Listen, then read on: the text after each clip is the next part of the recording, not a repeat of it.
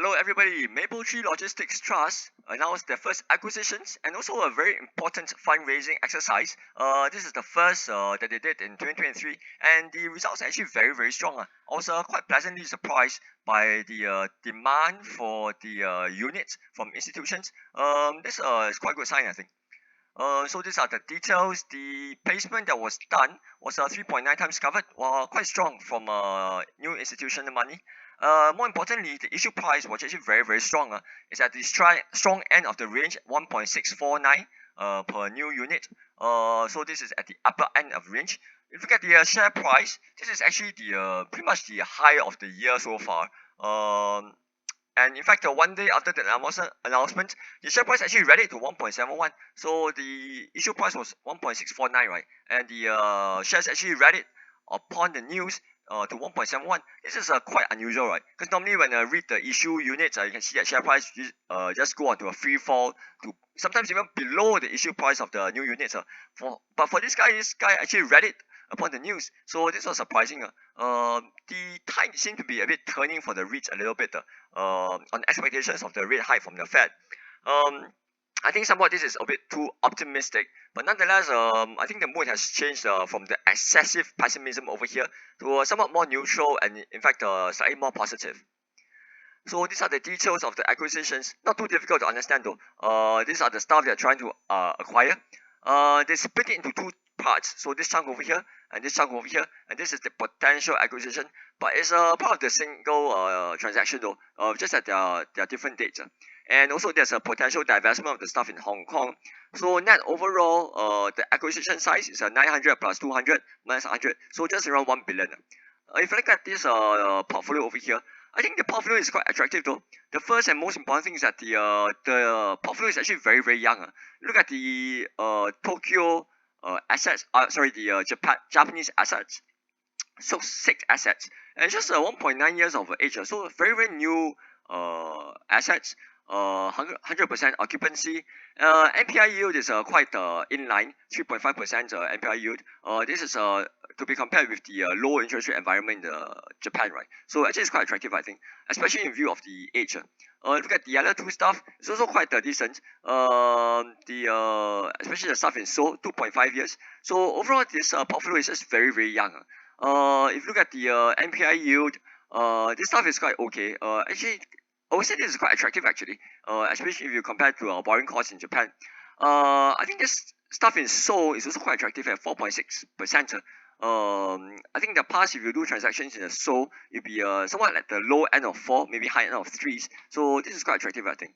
I'm a bit surprised that the stuff in Australia hasn't seen a bigger pickup in NPI yield. I thought with the rise in interest rates in Australia, there'll be a cap rate expansions and stuff will be sold at around 5% or even higher NPI yield. But this stuff is at 4.7%. So quite surprising. I think if you buy stuff in Australia nowadays, if you borrow something and then buy something, you might get a negative spread. So quite surprised that the stuff in Australia hasn't really dropped in prices more. Nonetheless, I think this portfolio is still attractive, especially in view of the young age.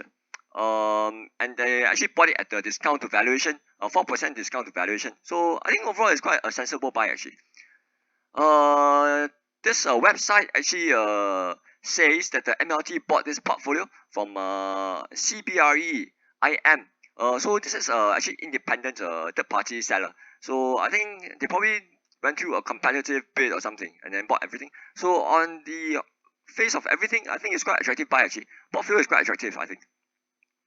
What's also quite interesting is that in the announcement, they said that the Australian and the Korean acquisition will be funded by CNH debt and the proceeds from the EFR, of course. You can see that the manager has actually tried to rebalance their asset liability matches by taking on more China debt, CNY debt, as a natural hedge against the portfolio that they bought in the past 2 years. So in the past 2 years, they bought quite a big portfolio from the sponsor, right? In China, and I think over the past 1 year, you can see that the Sing has been on a relentless tear against the renminbi.